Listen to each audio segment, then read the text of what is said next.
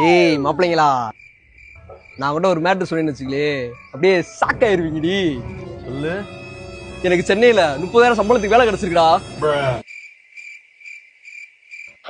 எதுக்குடா மூஞ்ச முடிக்கிருக்க? ஏய் என்ன ஷாக் ஆகலையா?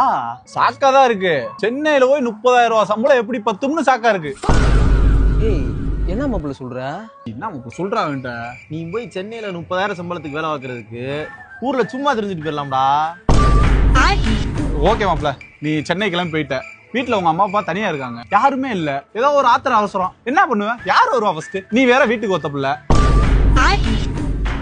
ஆனா ஒண்ணு மாப்ள, நீ போவேணான்னு சொல்ல வரல. ஆனா உனக்கு இருக்க பொட்டன்சியலுக்கு சென்னையில 30,000 ரூபாய் கம்மி. எங்களை கேட்டேன்னு வச்சுக்கேன், நீ போறதுக்கு சும்மா இருந்துட்டு போயிடலாம் வீட்டுல. பெட்ரு உனக்கு. ஆனா மாப்பிள்ள, தீயணைப்பு துறைக்கு வேணா கால் பண்ணவாடா. எதுக்குடா? இந்த வயிறு இந்த எரியுது உங்களுக்கு. நல்லதுக்கே காலம்டா. மாப்ள இங்க ஒரு உனக்கு நல்ல விஷயம் தான் சொன்னோம், சரியா? ஏய் ஒரு நிமிஷம் நிறுத்து. இப்போ கொஞ்ச நேரத்துக்கு முன்னாடி யாராவது ஒரு ஆள் கிடைச்சா போகும்டா, அவ்வளவு சொல்லுண்டா, அப்படி இப்படி பேசுறீங்க. இப்படி நெகட்டிவ் டிமோட்டிவேட் பண்றீங்க. எப்பா போப்பா, நீ வேணா போய் அடி வாங்கிட்டு வாப்பா. நான் நல்லதுக்கு தான்ப்பா சொன்னேன். நல்லதுக்கு ஒரு வேணா, நீ இப்படியே புட்டிட்டு உட்காருங்க, நான் பாத்துக்கிறேன்.